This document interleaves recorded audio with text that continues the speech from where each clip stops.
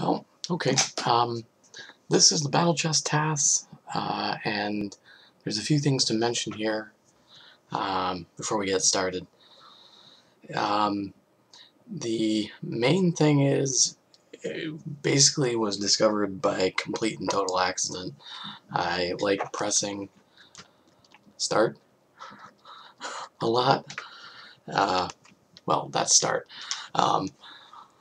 And when there's any downtime in a run, or I think that there's going to be, I just pound it.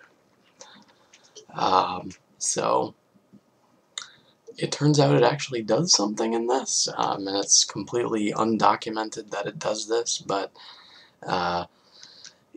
apparently in the manual all it says is start starts the game.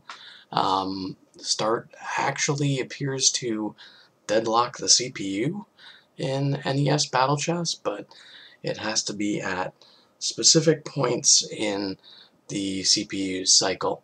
So essentially what that means is if it's trying to think of specific moves that it's going to use, I'm guessing, you hitting the start button actually makes it, I guess, not be able to find that specific move, or basically just delays it from choosing the correct one.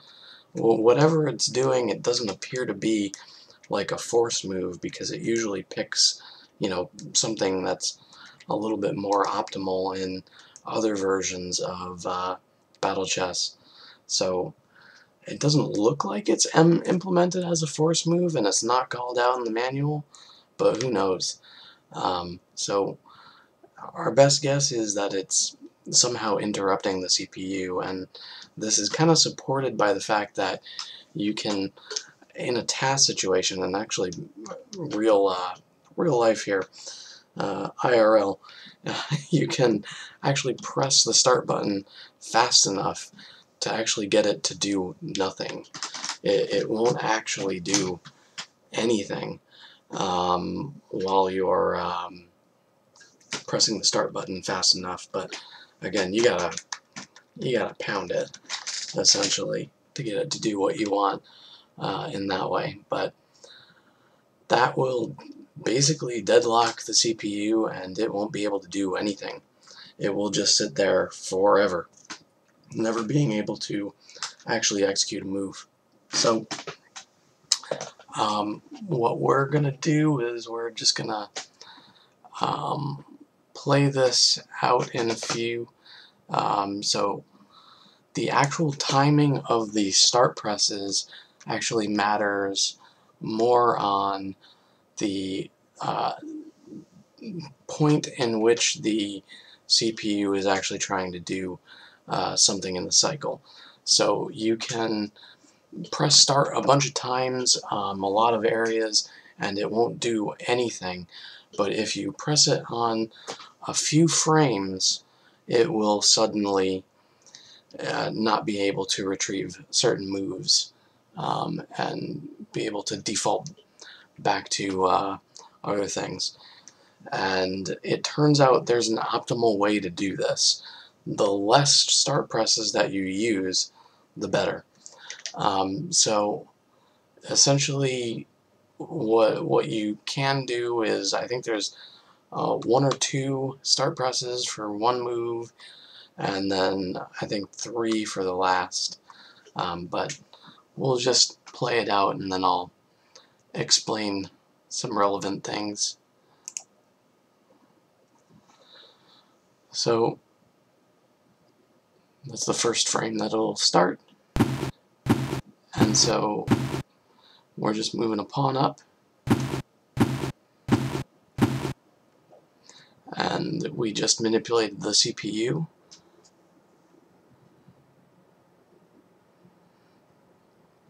And we are just manipulating the CPU again there, so that it'll move the rook. And so now we're moving our bishop out. And so now here's where things get really tricky. It's going to move the pawn, but this is not actually what it is supposed to be doing the vast majority of the time. If you just press start a billion times, you will not get a pawn movement. It's only when you do 2 presses and then 1 specific press that you'll find this, that one move set. You can get it to do some other variations of things, but none are quite as advantageous as this right here. And then game's over at this point once you see that crown with the X, and then you can take the king, and we'll watch the king get taken, because the hilariously awful animations are kind of fun. What's the point without him? Bam. King is taken. So again, there's 1 or 2 more things that I should probably explain. You can see that the moves that I'm making here in the TAS are actually diagonals, and it turns out, despite the fact that it feels like you can't really do diagonals on one of these D-pads, you can, and actually, you know what? I'll run and get it real quick.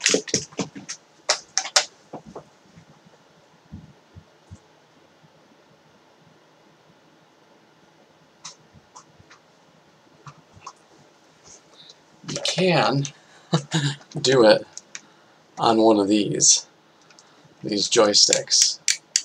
It's hard. You can definitely do it on this, though. Another control scheme would be probably keyboard or NES Advantage, or what are those? The action pad with like the 8 directions? I don't know. The funny ones with the slider. I forget what they're called. But anyway, you could do it on just about any of those. It's just hard. It's basically a frame-perfect movement trick, which is a little ridiculous to try to do, and I don't think anyone's doing it in any runs. But yeah, that's how that is being done there in the TAS. And again, it's something possible, but it's not something that is humanly feasible right now with anything other than keyboards or basically a differing control mechanism. So another weird thing about this is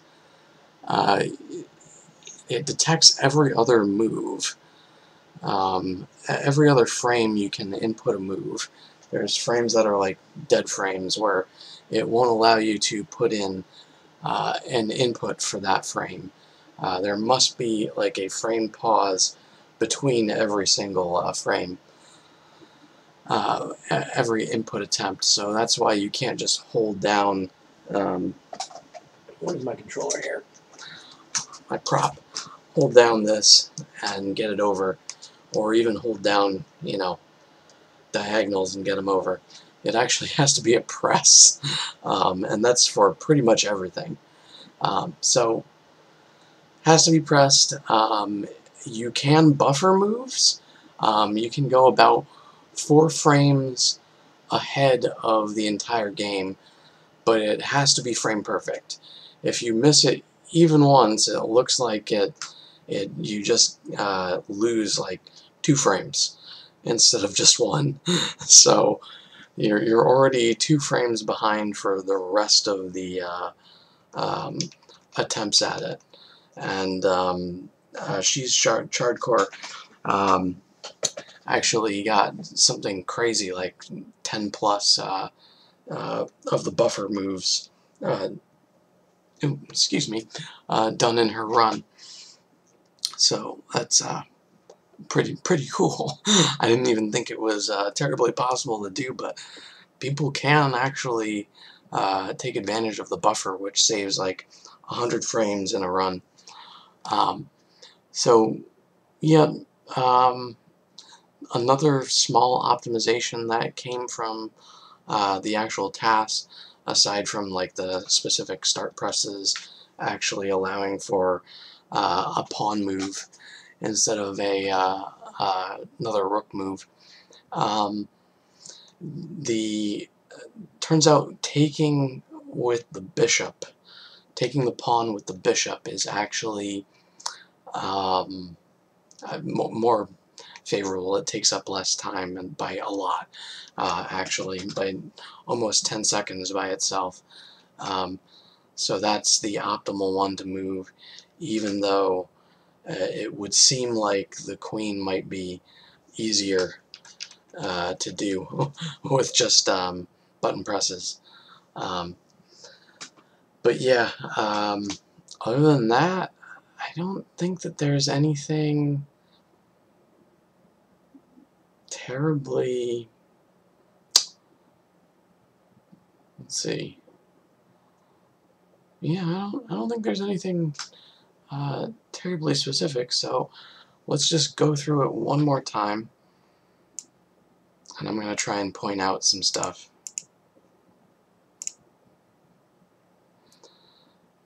So this is the earliest possible frame here that you can press start, and as you can see, this is the pawn movement.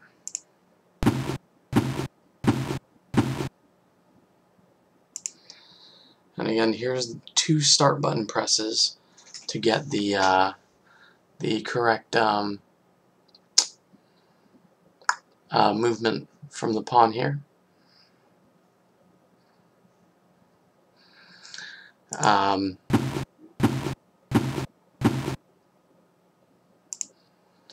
this crazy bit of gobbledygook here, you can see the frame delays here, and then this down and left allows it to move. But yeah, these are diagonals, as you can see now. It just has to be frame perfect. And so there is the rook movement, and let's go back to that for a sec. As you can see, it's just 1 start press. I don't know why there's 2 there. I think both frames actually can trigger it. That's what my note to myself what that was. So yep. Again, more diagonals here to get the bishop movement, and we're 4 frames ahead, which explains why you see the stuff way before it actually happens. And now here's the most complex thing. You can actually, and this is just me demonstrating that this is possible, you can actually press it. It has to be at least 3 of these, but you can actually press start at any point in this as long as you get these last 3. It's very important that this last one occurs on 2657 frame count if you're doing it this way. So basically, however much time had passed when the computer's thinking, it has to occur on a specific frame for it to be able to achieve that specific movement. So, and as you can see, it moved the pawn. So now we're taking the pawn with the bishop.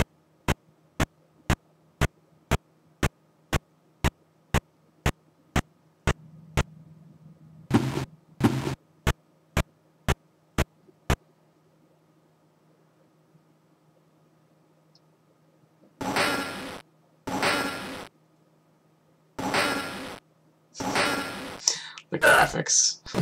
Oh god, the graphics.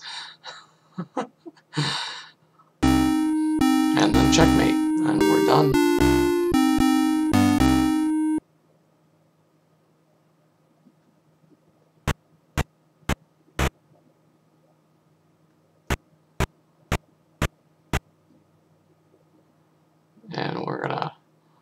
We're gonna just watch the ridiculous spinning thing, and the king falls to pieces.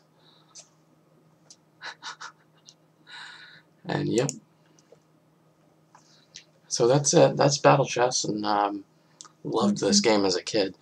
And that's kind of why I wanted to take it apart. So that's pretty much it. All in all, there's probably like 35 plus frame perfect tricks that you could do to get the perfect run, and honestly I think it's probably humanly possible if someone wanted to train themselves to do it with something other than a D-pad, of course. But good luck. I'm not doing it. My thumbs do not work this way. But it is pretty fun and interesting to see. So hopefully that helps someone get the 35 frame perfects required, and maybe it's a little interesting. So yeah. Signing off for now. Have a good one.